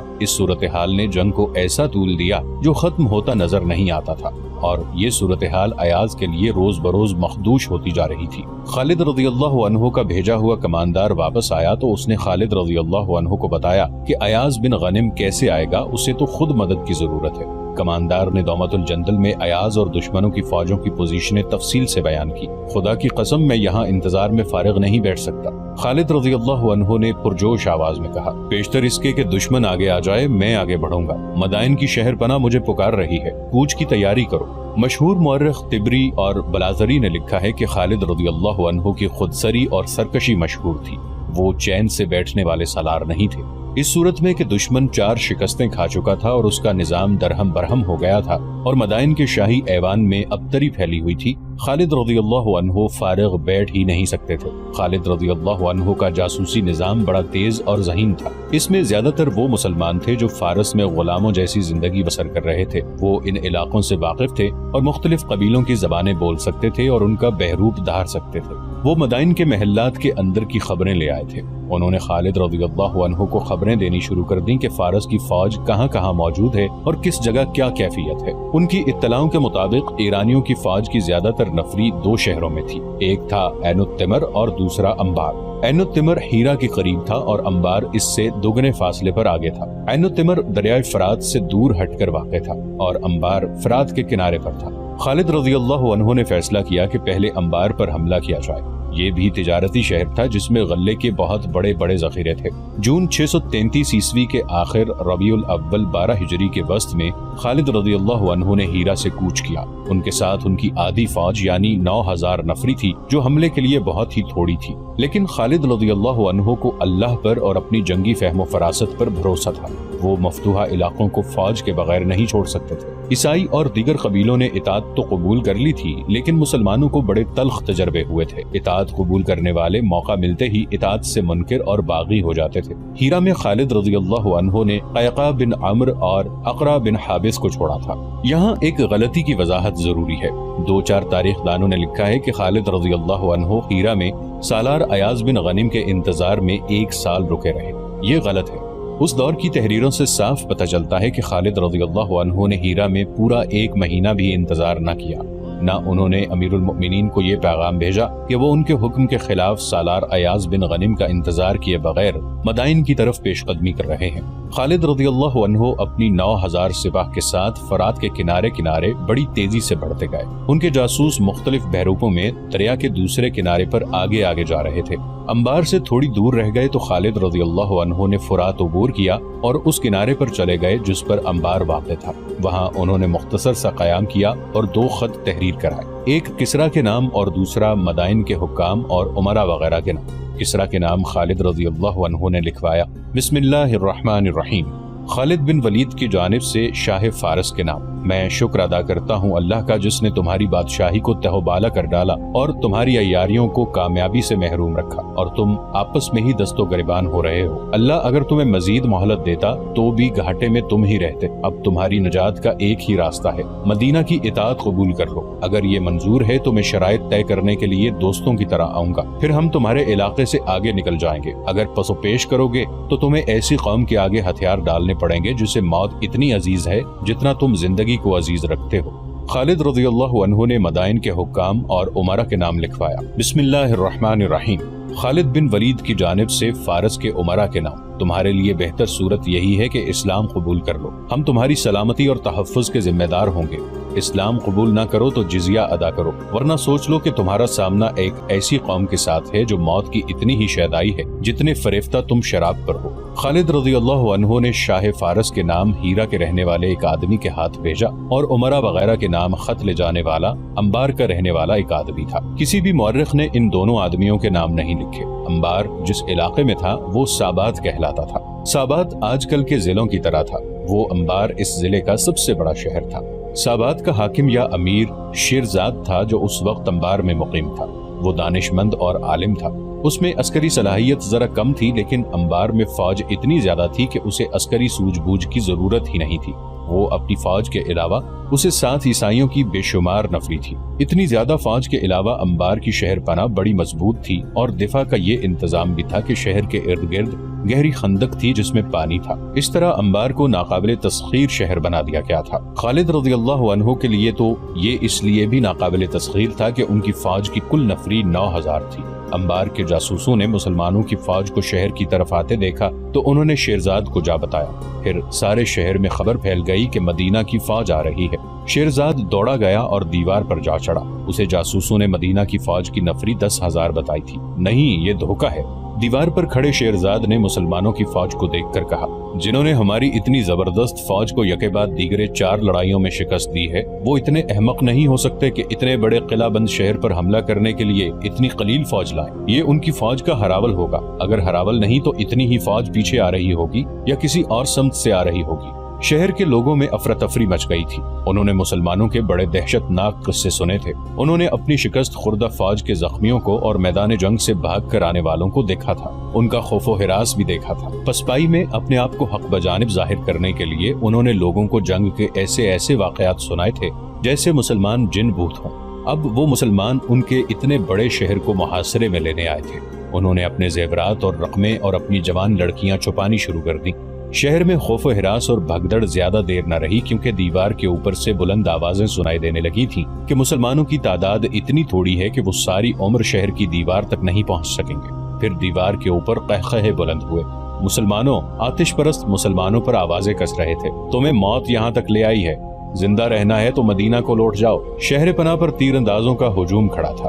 مسلمانوں نے شہر کو محاصرے میں لے لیا تھا اور خندق نے انہیں روک لیا۔ تبری اور یاقوت لکھتے ہیں کہ خندق دیوار کے اتنا قریب تھی کہ اس کے قریب آنے والے اوپر سے چھوڑے ہوئے تیروں کی زد میں آ جاتے تھے۔ ایسا نہ ہوتا تو بھی خندق کو پھانگنا ناممکن تھا۔ یہ بہت چوڑی تھی۔ تیر انداز مسلمانوں پر ہنس رہے تھے اور وہ ہزاروں کی تعداد میں دیوار پر یوں کھڑے تھے جیسے مسلمانوں کا تماشا دیکھ رہے ہوں۔ خدا کی قسم، خالد رضی اللہ عنہ نے بڑی بلند آواز سے کہا، یہ لوگ نہیں جانتے کہ جنگ کیا ہے اور کس طرح لڑی جاتی ہے۔ مورخ لکھتے ہیں کہ انبار ہر لحاظ سے ناقابل تسخیر تھا، لیکن خالد رضی اللہ عنہ کے چہرے پر پریشانی کا ہلکا سا بھی تاثر نہیں تھا۔ وہ پرسکون تھے۔ رات کو انہوں نے اپنے خیمے میں اپنے سالاروں کو یقین دلایا کہ فتح انہی کی ہوگی، لیکن قربانی بہت دینی پڑے گی۔ انہیں صرف یہ بات فتح کی امید دلا رہی تھی کہ شہر کی دیوار اتنی اونچی نہیں تھی جتنی قلعوں کی ہوا کرتی ہے۔ صبح طلوع ہوتے ہی خالد رضی اللہ عنہ گھوڑے پر سوار ہوئے اور شہر کے ارد گرد گھوڑا دوڑانے لگے۔ وہ دیوار اور خندق کا جائزہ لے رہے تھے۔ انہوں نے اپنے سالاروں سے کہا کہ انہیں 1000 ایسے تیر اندازوں کی ضرورت ہے جنہیں اپنے نشانے پر پورا اعتماد ہو اور جن کے بازوؤں میں اتنی طاقت ہو کہ کمانوں کو کھینچے تو کمانیں دوہری ہو جائیں اور عام تیر اندازوں کی نسبت ان کے تیر بہت دور جائیں۔ جلدی، خالد رضی اللہ عنہ نے کہا، بہت جلدی ہمیں شام تک اس شہر میں داخل ہونا ہے۔ تھوڑی سی دیر میں 1000 تیر انداز آ گئے۔ یہ چنے ہوئے تھے اور سب کے سب جوان اور بڑے مضبوط جسموں والے تھے۔ تم سب خندق تک اس طرح ٹہلتے جاؤ کہ کمانیں تمہارے ہاتھوں میں لٹک رہی ہوں۔ خالد رضی اللہ عنہ نے کہا، ایسا لگے کہ تم ٹہلتے ٹہلتے خندق کے قریب چلے گئے ہو۔ جو ہی خندق کے قریب جاؤ، نہایت تیزی سے ترکشوں سے تیر نکالو، کمانوں میں ڈالو اور دیوار پر کھڑے دشمن کے تیر اندازوں کی آنکھوں کا نشانہ لے کر تیر چلاؤ، پیشتر اس کے کہ وہ جان سکیں کہ یہ کیا ہوا ہے۔ ایک اس کے بعد پھر ایک تیر چلاؤ۔ مورخ تبری کے مطابق خالد رضی اللہ عنہ نے حکم دیا، صرف آنکھیں۔ 1000 تیر انداز خالد رضی اللہ عنہ کے حکم کے عین مطابق آہستہ آہستہ خندق تک گئے۔ دیوار پر دشمن کے سپاہی ہنس رہے تھے اور بے پرواہی سے کھڑے تھے۔ انہیں مسلمانوں کا کوئی ارادہ نظر نہیں آ رہا تھا کہ وہ خندق کو پھلانگنے کی کوشش کریں گے۔ خندق کے قریب پہنچ کر ان 1000 تیر اندازوں نے اوپر دیکھا، ادھر ادھر دیکھا، خندق میں دیکھا اور احمقوں سی حرکتیں کی۔ آتش پرستوں کے تیر اندازوں نے ان پر تیر چلانے کی ضرورت محسوس نہ کی، حالانکہ مسلمان تیر انداز ان کی زد میں تھے۔ اچانک مسلمان تیر اندازوں نے ترکشوں میں سے ایک تیر نکالا، پلک جھپکتے تیر کمانوں میں ڈالے، کمانے آگے رکھ کے دشمن کی آنکھوں کے نشانے لیے اور تیر چھوڑ دیے۔ 1000 تیروں میں سے بیشتر آتش پرستوں کے تیر اندازوں کی ایک آنکھ میں اتر گئے۔ معاً بعد مسلمان تیر اندازوں نے 1000 تیر چھوڑے، پھر 1000 اور۔ یہ کہنا صحیح نہیں ہو سکتا کہ مسلمانوں کا کوئی بھی تیر خطا نہیں گیا۔ تاریخوں میں لکھا ہے کہ زیادہ تیر دشمن کی آنکھوں میں لگے اور شہر میں یہ خبر تیز ہوا کی طرح پھیل گئی کہ ہمارے سینکڑوں سپاہیوں کی آنکھیں ضائع ہو گئی ہیں۔ اب ان سینکڑوں سپاہیوں کو شہر پناہ سے اتارا گیا تو شہر کے لوگوں نے ہر ایک کی ایک آنکھ میں تیر اترا ہوا اور ان زخمیوں کو کربناک آہوزاری کرتے دیکھا۔ ایک انگریز مبصر سر والٹر نے متعدد مورخوں کے حوالے سے لکھا ہے کہ مسلمانوں کی طرف سے 3000 تیر اتنی تیزی سے چلے کہ آتش پرست اپنے آپ کو بچا ہی نہ سکے اور تیر جن کی آنکھوں میں نہ لگے ان کے چہروں میں اتر گئے۔ چونکہ فارس کے یہ سپاہی اور ان کی مدد کو آئے ہوئے عیسائی شہر پناہ پر گھنے ہجوم کی طرح کھڑے تھے، اس لیے کوئی تیر ضائع نہ گیا ہوگا۔ تیر نے ایک آدمی کو زخمی کیا۔ تبری کی تحریر کے مطابق انبار کے محاصرے کو ذات العیون یعنی آنکھوں کی تکلیف بھی کہا جاتا رہا ہے۔ مسلمانوں کے اس بار نے شہر کے لوگوں پر ہی نہیں، فارس کی فوج پر بھی خوف طاری کر دیا۔ مسلمانوں نے تو جادو کا کرتب دکھا دیا تھا۔ سابات کا آتش پرست حاکم شیرزاد دانشمند اور دور اندیش آدمی تھا۔ اس نے بھانپ لیا کہ اس کی فوج میں جو لڑنے کا جذبہ موجود تھا وہ ماند پڑ گیا ہے۔ اسے یہ بھی احساس تھا کہ اس کی فوج پہلی شکستوں کی بھی ڈری ہوئی ہے۔ چنانچہ مزید قتل و غارت کو روکنے کے لیے اس نے خالد رضی اللہ عنہ سے صلح کرنے کا فیصلہ کر لیا۔ اس نے 2 امراء کو قلعے کے باہر بھیجا۔ خندق کے قریب آ کر ان 2 امیروں نے مسلمانوں سے پوچھا کہ ان کا سالار اعلیٰ کہاں ہے۔ خالد رضی اللہ عنہ کو اطلاع ملی تو وہ آ گئے، ہمارے امیر شیرزاد نے ہمیں بھیجا ہے۔ شیرزاد کے بھیجے ہوئے 2 آدمیوں میں سے ایک نے خالد رضی اللہ عنہ سے کہا، ہم آپ سے صلح کرنا چاہتے ہیں لیکن ایسی شرائط پر جو ہمارے لیے قابل قبول ہوں۔ اگر صلح ہو جائے تو شیرزاد اپنی فوج کو ساتھ لے کر انبار سے چلا جائے گا۔ شیرزاد سے کہو کہ شرطیں منوانے کا وقت گزر گیا ہے۔ خالد رضی اللہ عنہ نے کہا، اب شرطیں ہماری ہوں گی اور تم لوگ ہتھیار ڈالو گے۔ دونوں آدمی واپس چلے گئے اور شیرزاد کو خالد رضی اللہ عنہ کا پیغام دیا۔ شیرزاد نے اپنے سالاروں کی طرف دیکھا، ہم اتنی جلدی ہتھیار نہیں ڈالیں گے۔ ایک سالار نے کہا، ہمارے پاس فوج کی کمی نہیں۔ دوسرے سالار نے کہا، مسلمان خندق سے آگے نہیں آ سکتے۔ شیرزاد نے سر ہلایا۔ یہ ایسا اشارہ تھا جس سے پتہ نہیں چلتا تھا کہ وہ شہر کا دفاع جاری رکھنا یا خالد رضی اللہ عنہ کے پیغام پر غور کر کے کوئی اور فیصلہ کرنا چاہتا ہے۔ اس کے سالاروں نے اس کے اشارے کو جنگ جاری رکھنے کا حکم سمجھا اور وہ شہر پناہ پر آ گئے۔ 1000 مسلمان تیر انداز جنہوں نے انبار کے 2000 سے زائد سپاہیوں کی آنکھیں نکال دی تھیں پیچھے ہٹ گئے۔ خالد رضی اللہ عنہ نے شہر کے ارد گرد ایک اور چکر لگایا۔ اب وہ صرف خندق کو دیکھ رہے تھے۔ انہوں نے خندق پار کرنے کا تہیہ کر لیا۔ ایک جگہ خندق کی چوڑائی کم تھی لیکن اتنی کم نہیں تھی کہ دور سے گھوڑا دوڑاتے لاتے اور وہ خندق پھاند جاتا۔ خالد رضی اللہ عنہ کے دماغ میں ایک طریقہ آ گیا۔ انہوں نے حکم دیا کہ اپنی فوج کے ساتھ جتنے اونٹ کمزور یا بیمار ہو گئے ہیں انہیں آگے لے آؤ۔ ایسے بہت سے اونٹ تھے جو پورا سامان اٹھانے کے قابل نہیں رہے تھے۔ خالد رضی اللہ عنہ کے حکم سے ان اونٹوں کو ذبح کر کے خندق میں اس جگہ پھینکتے گئے جہاں خندق کم چوڑی تھی۔ اتنے اونٹ ذبح کر کے خندق میں ترتیب سے پھینک دیے گئے کہ ایک پل بن گیا۔ اللہ نے تمہارے لیے گوشت اور ہڈیوں کا پل بنا دیا ہے، خالد رضی اللہ عنہ نے بلند آواز سے کہا۔ اب ہم خندق کے پار جا سکتے ہیں۔ اونٹوں کا یہ پل ہموار نہیں تھا، ان کے ڈھیر پر چلنا خطرناک تھا۔ پاؤں پھسلتے تھے لیکن گزرنا بڑی تیزی سے تھا۔ اشارہ ملتے ہی پیادہ مجاہدین کودتے پھلانگتے اس عجیب پل سے گزرنے لگے۔ چند ایک مجاہدین پھسلے اور گرے اور وہ پانی میں سے نکل کر اونٹوں کی ٹانگیں گردنیں وغیرہ پکڑتے اوپر آ گئے۔ شہر پناہ سے دشمن کے تیر اندازوں نے تیروں کا می برسا دیا۔ ادھر آنکھیں پھوڑنے والے مسلمان تیر اندازوں نے بڑی تیزی اور مہارت سے تیر اندازی جاری رکھی۔ اب ان کی تعداد 1000 نہیں خاصی زیادہ تھی۔ اونٹوں کے پل سے گزرنے والوں میں کئی مجاہدین تیروں سے زخمی ہو رہے تھے لیکن وہ رکے ہوئے سیلاب کی طرح خندق سے پار جاتے اور پھیلتے رہے۔ مورخوں نے لکھا ہے کہ مسلمانوں کا یہ اقدام غیر معمولی طور پر دلیرانہ تھا۔ وہ زخمی تو ہوئے، شہید بھی ہوئے، لیکن انبار کی فوج پر اس اقدام کا جو اثر ہوا وہ اس کے سپاہیوں کے لڑنے کے جذبے کے لیے مہلک ثابت ہوا۔ ان پر مسلمانوں کی دہشت پہلے ہی غالب تھی۔ اب انہوں نے مسلمانوں کا یہ عجیب طریقہ دیکھا کہ اپنے اونٹ ذبح کر کے پل بنا دیا اور تیروں کی بوچھاڑوں میں اس پل سے گزرنے لگے تو دیوار سے برسنے والے تیروں میں کمی آ گئی۔ دشمن کے تیر انداز زخمی ہو کر کم ہو رہے تھے اور ان میں بھگدڑ کی کیفیت بھی پیدا ہو گئی تھی۔ خندق پھلانگنے والا صرف ایک دستہ تھا۔ اس دستے کا جوش و خروش اس وجہ سے بھی زیادہ تھا کہ خود خالد رضی اللہ عنہ ان کے ساتھ تھے اور سب سے پہلے مرے ہوئے اونٹوں پر سے گزرنے والے خالد رضی اللہ عنہ تھے۔ تیر ان کے دائیں بائیں سے گزر رہے تھے اور ان کے قدموں میں زمین میں لگ رہے تھے، مگر خالد رضی اللہ عنہ یوں بے پرواہ تھے جیسے ان پر بارش کے قطرے گر رہے ہوں۔ اللہ اکبر کے نعروں کی گرج الگ تھی اور اس گرج میں اللہ کی رجعت اور برکت تھی۔ شہر کے لوگوں کا یہ عالم تھا کہ بھاگتے دوڑتے پھر رہے تھے۔ شہر پناہ سے ان کے زخمی سپاہیوں کو اتارتے تھے تو لوگ ان کی گردنوں میں، چہروں میں اور سینوں میں 1-1، 2-2 اور 3-3 تیر اترتے ہوئے دیکھتے تھے۔ زخمیوں کی تعداد بڑھتی جا رہی تھی اور وہ شہر میں خوف و ہراس زیادہ ہوتا جا رہا تھا۔ لوگوں نے چلانا شروع کر دیا، سمجھوتا کر لو، صلح کر لو، دروازے کھول دو۔ شیرزاد کے لیے صورتحال بڑی تکلیف دہ تھی۔ وہ دانش مند آدمی تھا۔ اس نے جب لوگوں کی آہوزاری سنی اور جب بچوں اور عورتوں کو خوف کی حالت میں پناہوں کی تلاش میں بھاگتے دوڑتے دیکھا تو اسے احساس ہوا کہ یہ معصوم بے گناہ مارے جائیں گے۔ انہیں بچانے کا اس کے پاس ایک ہی ذریعہ تھا کہ ہتھیار ڈالتے۔ اس نے اپنے سالار اعلیٰ کو بلایا اور کہا کہ وہ مزید خون خرابہ روکنا چاہتا ہے۔ نہیں، سالار اعلیٰ نے کہا، ابھی کوئی فیصلہ نہ کریں، مجھے ایک کوشش کر لینے دیں۔ شیرزاد خاموش رہا۔ سالار اعلیٰ شہر پناہ کے اوپر اپنی سپاہ کی کیفیت دیکھ رہا تھا جو بڑی تیزی سے مخدوش ہوتی چلی جا رہی تھی۔ اس نے یہ بھی دیکھ لیا تھا کہ مسلمان خندق عبور کر آئے ہیں۔ اس نے ایک جرأت مندانہ فیصلہ کیا۔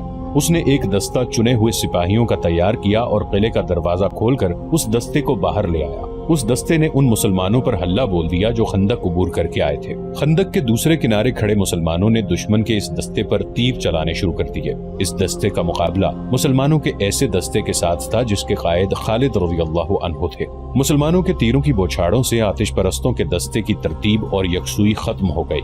خالد رضی اللہ عنہ نے اس دستے کو اس طرح لیا کہ اپنے دستے کو دیوار کی طرف رکھا تاکہ خندق کی طرف سے مسلمان تیر انداز دشمن پر تیر برساتے رہیں۔ خالد رضی اللہ عنہ اس دستے کو خندق کی طرف دھکیلنا چاہتے تھے۔ گمسان کا مارکا ہوا۔ آتش پرستوں کے کئی سپاہی خندق میں گرے اور باقیوں کے قدم اکھڑ گئے۔ اس دستے کے سالار نے اس ڈر سے دروازہ بند کرا دیا کہ مسلمان اندر آ جائیں گے۔ دروازہ بند ہوتے ہوتے دشمن کے اس دستے کے بچے کچے سپاہی بھاگ کر اندر چلے گئے۔ خالد رضی اللہ عنہ شہر پناہ کا جائزہ لینے لگے۔ وہ مجاہدین کو اس دیوار پر چڑھانا چاہتے تھے جو آسان نظر نہیں آتا تھا۔ انہیں معلوم نہ تھا کہ دیوار کی دوسری طرف ایرانی فوج اور شہر کے لوگوں کی حالت کیا ہو چکی ہے۔ قلعے کا دروازہ ایک بار پھر کھلا۔ اب دروازے میں صرف ایک آدمی نمودار ہوا۔ اس کے پیچھے دروازہ بند ہو گیا۔ उसने हाथ ऊपर करके बुलंद आवाज से कहा कि वो शहर का एलची है और सुलह की बात करने निकला है। इसके साथ ही शहर पनाह से तीर बरसने बंद हो गए। ऐ आग के पूजने वाले, जब उसे खालिद रज़ियल्लाहु अन्हु के सामने लेकर गए तो खालिद रज़ियल्लाहु अन्हु ने उससे पूछा, अब तू क्या खबर लाया है? क्या ज़रतश्त ने तुम लोगों से नजरें फेर नहीं ली? क्या अब भी तुम लोग अल्लाह को नहीं मानोगे? ऐ अहले मदीना, मैं किसी और सवाल का जवाब नहीं दे सकता। एलची ने कहा, मैं हाकिम साबात शेरजाद का एलची हूँ। शेरजाद ने कहा है कि तुम लोग इसे और अहले फारस को शहर से चले जाने की इजाजत दे दो तो शहर तुम्हारे हवाले कर दिया जाएगा। तिबरी और वाक़दी लिखते हैं कि खालिद रज़ियल्लाहु अन्हु ये शर्त भी मानने के लिए तैयार नहीं थे। उन्होंने एक बार फिर शहर की दीवार की बुलंदी देखी और सोचा कि इस पर किस तरह चढ़ा जा सकता है, लेकिन बहुत मुश्किल था। हाकिम साबात शेरजाद से कहो कि खालिद बिन वलीद उस पर रहम करता है। खालिद रज़ियल्लाहु अन्हु ने कहा, उसे कहो कि वो फारस के फौजियों को साथ लेकर शहर से निकल जाए, लेकिन वो उन घोड़ों के सिवा जिन पर वो सवार होंगे अपने साथ कुछ नहीं ले जा सकेंगे। वो अपना सब माल अमवाल पीछे छोड़ जाएंगे और वो हमारी फौज के सामने से गुजरेंगे।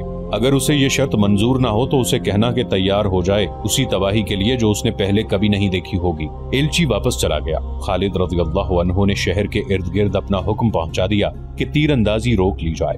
कुछ देर बाद शहर का दरवाजा एक बार फिर खुला। बहुत से सिपाही बड़ी मोटी लकड़ी का एक 5-6 गज चौड़ा और बहुत लंबा तख्ता उठाए बाहर निकले। तख्ते के साथ रस्से बंधे हुए थे। उन्होंने तख्ता खंदक के किनारे पर खड़ा किया और रस्से पकड़ लिए। फिर ये रस्सा आहिस्ता आहिस्ता खंदक पर गिरने लगा और इसका ऊपर वाला सिरा खंदक के बाहर वाले किनारे पर जा पड़ा। ये पुल था जो शेरजाद और उसकी फौज के गुजरने के लिए खंदक पर डाला गया था। सबसे पहले जो घोड़ा बाहर आया उसकी सजदज बताती थी कि शाही अस्तबल का घोड़ा है। उसका सवार बिला शक्को शुबा हाकिम साबात शेरजाद था। उसके पीछे उसकी बची कुची फौज बाहर निकली। प्यादे भी थे, सवार भी। उनमें जख्मी भी थे जो अपने साथियों के सहारे चल रहे थे। वो अपने मरे हुए साथियों की लाशें जहां थी वहीं छोड़ गए थे। ये शिकस्त खुर्दा फौज मातमी जुलूस की तरह जा रही थी और मुसलमान खामोशी से इस जुलूस को देख रहे थे। किसी ने उनका मजाक न उड़ाया, फप्ती न कसी, फतह का नारा तक न लगाया। खालिद रज़ियल्लाहु अन्हु घोड़े पर सवार एक तरफ खड़े देख रहे थे। वो थके हुए नजर आते थे, लेकिन चेहरे पर फतह की रौनक और जुबान पर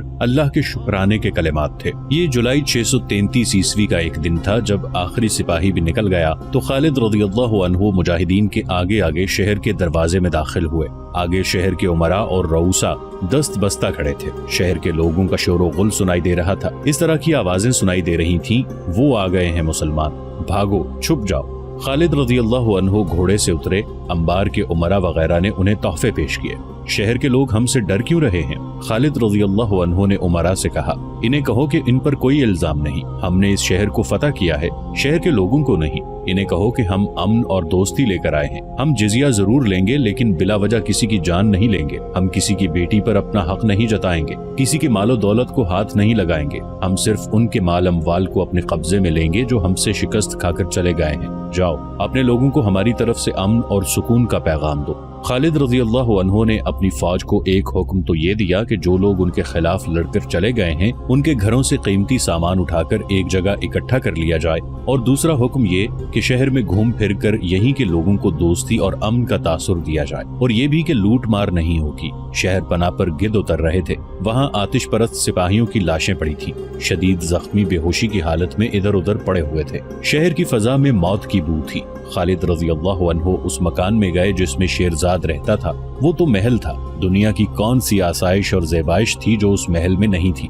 खालिद रज़ियल्लाहु अन्हु जो जमीन पर सोने के आदी थे, हैरान हो रहे थे कि एक इंसान ने अपने आप को दूसरे से बरतर समझने के लिए कितनी दौलत खर्च की है। खालिद रज़ियल्लाहु अन्हु ने हुक्म दिया कि बेशकीमत अशिया को माले गनीमत में शामिल कर लिया जाए और खजाना ढूंढा जाए। खजाना मिलते देर न लगी। इसमें सोने और हीरे जवाहरात के अंबार लगे हुए थे। इर्द गिर्द के कबीलों के सरदार इताअत कबूल करने के लिए खालिद रज़ियल्लाहु अन्हु के पास आने लगे। खालिद रज़ियल्लाहु अन्हु ने जिज़िये की रकम मुकर्रर करके उसकी वसूली का हुक्म दिया। इसी दौरान जासूस ने आकर बताया कि फारस की फौज ऐनुत तमर में इकट्ठी हो गई है और अब मुकाबला बड़ा सख्त होगा। मदाइन में आतिश परस्त शहनशाहियत का महल उसी तरह खड़ा था जिस तरह अपने शहनशाहों की जिंदगी में खड़ा रहता था। ये किसरा का वो महल था जिसे जंगी ताकत की अलामत समझा जाता था। इसके बाहर वाले दरवाजे के दाएं बाएं 2 बब्बर शेर बैठे रहते थे। ये किसरा की हैबत और दहशत की अलामत थे, लेकिन ये गोश्त पोस्त के नहीं, पत्थरों के तराशे हुए मुजस्समे थे। इन मुजस्समों और महल के दरमियान एक मीनार खड़ा था जो ऊपर से गोल और मीनार की गोलाई से ज्यादा बड़ा था। इस जगह अलाव हर वक्त दहकता रहता था। जब ये मीनार तामीर हुआ था, इसके ऊपर पुरोहितों ने ये आग जलाई थी। कई नस्लें पैदा हुईं और अगली नस्लों को जन्म देकर दुनिया से रुखसत हो गईं, लेकिन ये अलाव दहकता रहा। इससे उठता हुआ धुआं महल की फजा में यूं मंडलाता रहता था जैसे ज़रतिश्त ने इस महल को अपनी पनाह में ले रखा हो। अलाव अब भी दहक रहा था, इसका धुआं अब भी किसरा के महल की फजा में मंडला रहा था, लेकिन ऐसे लगता था जैसे ये धुआं महल को पनाह में लेने की बजाय खुद पनाह ढूंढ रहा हो। महल जो दूसरों के लिए कभी हैबत का निशान था, अब खुद इस पर हैबत तारी थी। इसकी शान और शौकत पहले जैसी ही लगती थी। जाहो जलाल भी पहले जैसा था, मगर इसके मकीन अब साफ तौर पर महसूस करने लगे थे कि इस महल पर आसेब का असर हो गया है। मौत की दबी दबी हंसी की सिस सिस दिन रात सुनाई देती थी। एक गैबी हाथ किसरा के जवाल की दास्तान उसके खानदान के खून से लिख रहा था। कहाँ वो वक्त के इस तख्त से दूसरों की मौत के परवाने जारी होते थे, कहाँ ये वक्त के उर्द शेर के मरने के बाद इस तख्त पर जो बैठता था वो पुरअसरार तौर पर कत्ल हो जाता था। 2-4 सालार थे जो फारिस की लरजती हुई डोलती हुई इमारत को कुछ देर और थामे रखने की कोशिश कर रहे थे। ईरान की नौखेज हसीनाएं अब भी इस महल में मौजूद थीं, मगर रक्स की अदाएं नहीं थीं। साज खामोश थे, नगमे चुप थे। शराब की बू पहले की तरह मौजूद थी, मगर इसमें खून की बू शामिल हो गई थी। पहले यहाँ ऐशो इशरत के लिए शराब पी जाती थी, अब अपने आप को फरेब देने के लिए और तल्ख हकाइक से फरार की खातिर जाम पर जाम चढ़ाए जा रहे थे। अब मदाइन का महल तख्तो ताज के हुसूल का मैदान जंग बन गया था। दरपर्दा जोड़ तोड़ हो रहे थे। इसी महल से खालिद रज़ियल्लाहु अन्हु और उनकी सिपाह पर तंज के ये तीर चले थे कि अरब के बद्दुओं और लटेरों को फारस की शहनशाही में कदम रखने की जुर्रत कैसे हुई। वो कभी वापस न जाने के लिए आए हैं, उन्हें मौत यहाँ ले आई है, मगर अब फारसियों को खुद अपनी शहनशाही में कदम जमाए रखने की जुर्रत नहीं हो रही थी। दूसरों पर दहशत तारी करने वाले तख्तो ताज पर खालिद रज़ियल्लाहु अन्हु की और मदीना के मुजाहिदीन की दहशत तारी हो गई थी। मदाइन में अब शिकस्त और पसपाई के सिवा कोई खबर नहीं आती थी। जुलाई 633 ईस्वी के एक रोज मदाइन में आतिश परस्तों को अपनी एक और शिकस्त की खबर मिली। खबर लाने वाला कोई कासिद नहीं बल्कि हाकिम साबात शेरजाद था और उसके साथ उसकी शिकस्त खुर्दा फौज के बेशुमार सिपाही थे। उनका इस्तकबाल किसरा के नामवर सालार बहमन जाज़विया ने किया। उनकी हालत देखकर ही वो जान गया था कि वो बहुत बुरी शिकस्त खाकर आए हैं। शेरजाद बहमन जाज़विया ने कहा, तुम्हारे पास हथियार भी नहीं, मैं तुमसे क्या पूछूं? तुम्हें पूछना भी नहीं चाहिए। शेरजाद ने थकी हारी आवाज में कहा, तुम भी तो उनसे लड़े थे, क्या तुम पसपा नहीं हुए थे? क्या तुम किला बंद नहीं थे? बहमन जाज़विया ने कहा, किले के इर्द गिर्द खंदक थी, मुसलमान उड़ तो नहीं सकते, इतनी चौड़ी खंदक उन्होंने कैसे अबूर कर ली? शेरजाद ने उसे तफसील से बताया कि मुसलमानों ने उसे किस तरह शिकस्त दी है। मेरे सालार नाअहल और बुज़दिल निकले, शेरजाद ने कहा, और मुझसे ये गलती हुई कि मैंने ईसाइयों पर भरोसा किया। मुझे बताया गया था कि ये जबरदस्त लड़ाके हैं, लेकिन उन्हें मालूम ही नहीं कि लड़ाई होती क्या है। तुम शायद ये नहीं देख रहे कि तुम पसपा होकर मुसलमानों को अपने पीछे ला रहे हो, बहमन जाज़विया ने कहा, और तुम्हें ये नहीं मालूम कि मदाइन में क्या हो रहा है। शाही खानदान तख्त की वरासत पर आपस में लहू लुहान हो रहा है। फारस की आबरू के मुहाफिज हम 4 सालार रह गए हैं, और जब तख्त सालारों की तहवील में आ जाएगा तो वो शाही खानदान की तरह एक दूसरे के दुश्मन हो जाएंगे, शेरजाद ने कहा और राजदारी के लहजे में कहने लगा, क्या तुम अभी तक महसूस नहीं कर सके कि फारस की शहनशाही का जवाल शुरू हो चुका है? क्या हमारा सूरज डूब नहीं रहा? शेरजाद बहमन जाज़विया ने कहा, उस हलफ को ना भूलो जो हमने ज़रतिश्त के नाम पर उठाया था कि हम फारस को दुश्मन से बचाने के लिए अपनी जानें कुर्बान कर देंगे। तुमने गलती की है जो जहाँ चले आए हो। कहाँ जाता? ऐनो तमर, बहमन जाज़विया ने कहा, ऐनो तमर अभी महफूज है, बल्कि ये हमारा एक महफूज अड्डा है। किलेदार मेहरान बिन बहराम लड़ना और लड़ाना जानता है। इत्तला मिली है कि उसने चंद एक बदवी कबीलों को भी ऐनो तमर में इकट्ठा कर लिया है। अगर मुसलमानों ने उधर रुख किया तो ऐसे ही होगा जैसे वो पहाड़ से टकराए हों। मैं उनमें पसपा होने की भी हिम्मत नहीं होगी। वो मुसलसल लड़ते आ रहे हैं, वो जिन्नात तो नहीं, आखिर इंसान हैं। उनमें पहले वाला दमखम नहीं रहा, लेकिन मैंने उन्हें ताज़ा दम पाया है, शेरजाद ने कहा। मैंने उनमें थकन और कम हिम्मती के कोई आसार नहीं देखे, और बहमन, मुझे शक होता है जैसे वो नशे में बदमस्त थे। ऐसी बेजिगरी से वही लड़ सकता है जिसने कोई नशा पी रखा हो। मैं ये नहीं कहूंगा कि उनका अकीदा सही है, बहमन जाज़विया ने कहा, लेकिन मैं ये जरूर कहूंगा कि उन पर अपने अकीदे का नशा तारी है। हम अपनी सिपाह में ये जहनी कैफियत पैदा नहीं कर सकते। तुम कह रहे थे कि मुझे ऐनो तमर चले जाना चाहिए, शेरजाद ने कहा। क्या ये बेहतर नहीं होगा कि मैं तुम्हारे साथ रहूं और अपनी सिपाह को मुनज़्ज़म कर लें, फिर मुसलमानों पर जवाबी हमले की तैयारी करें? अब तुम्हारा ऐनो तमर जाना भी ठीक नहीं, बहमन जाज़विया ने कहा। हमें सोच समझ कर कदम उठाना पड़ेगा। ऐनुत्तमर अंबार के जुनूब में फरात के मशरकी किनारे से कई मील दूर हटकर अंबार की तरह एक बड़ा तिजारती मरकज हुआ करता था। आज सिर्फ एक चश्मा इसकी निशानी रह गई है। उस जमाने में इस शहर का तिजारती राबिता दुनिया के चंद एक दूसरे मुल्कों के साथ भी था। किला मजबूत और शानदार था। वहाँ का हाकिम और किलेदार एक फारसी सालार मेहरान बिन बहराम चौबीन था। मेहरान देख रहा था कि मुसलमान फारस की फौज को हर मैदान में शिकस्त देते आ रहे हैं और जो किला उनके रास्ते में आता है वो रेत का घरौंदा साबित होता है। उसने तहैया कर लिया था कि मुसलमानों को शिकस्त देकर फारस की तारीख में नाम पैदा करेगा। उसने ये भी देख लिया था कि फारस की फौज मुसलमानों को रोकने में न सिर्फ नाकाम रही है बल्कि सिपाहियों ने अपने ऊपर मुसलमानों की दहशत तारी कर ली है। इस खतरे को खत्म करने और अपनी नफरी बढ़ाने के लिए उसने ईसाई और दीगर अकीदों के कबीलों को ऐनुत्तमर में इकट्ठा कर लिया था। इनमें बनी तगलब, निमर और अय्याद के कबीले खास तौर पर काबिल जिक्र थे। ये सब अरब के बद्दू थे। इनके सरदार अका बिन अबी अका और हज़ेल थे। ये दोनों उस वक्त के माने हुए जंगजू थे। ये कबीले किसरा की रियाया थे। एक तो वो खुद अपने आकाओं को खुश करना चाहते थे, दूसरे ये कि मेहरान बिन बहराम ने उन्हें बहुत ज्यादा मुराद और इनाम देने का वादा किया था। और फारस से वफादारी की तीसरी वजह ये थी कि उन कबीलों के सरदारों और दीगर बड़ों को एहसास था कि मुसलमान सिर्फ मुल्क फतह करने नहीं आए बल्कि वो उनके अकीदों पर हमला करने आए हैं और उन पर अपना अकीदा मुसल्लत करेंगे। उस रात ऐनुत्तमर में बहुत बड़ी ज़ियाफत दी गई। ये जश्न का समा था। ईरान की बड़ी हसीन नाचने और गाने वालियां अपने फन का मुजाहिरा कर रही थी। ये ज़ियाफत उन बदवी कबीलों के सरदारों और सरकर्दा अफराद के एजाज में दी गई थी। शराब पानी की तरह बह रही थी। उन बद्दुओं ने ऐसी ज़ियाफत और ऐसी अय्याशी कभी ख्वाब में भी नहीं देखी थी।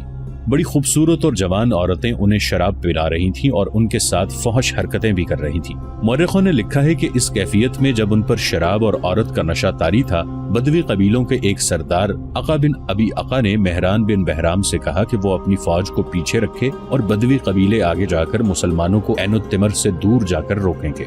अगर तुम ऐसा ही बेहतर समझते हो तो मैं एतराज नहीं करूंगा, मेहरान बिन बहराम ने कहा। जी दोस्तों, तो आपने देखी आज ये बहुत ही खूबसूरत सी वीडियो और आपको पसंद आई होगी। और सब्सक्राइब करना ना भूलें। मिलते हैं नेक्स्ट वीडियो में, तब तक मुझे इजाज़त दीजिए। अल्लाह हाफिज़।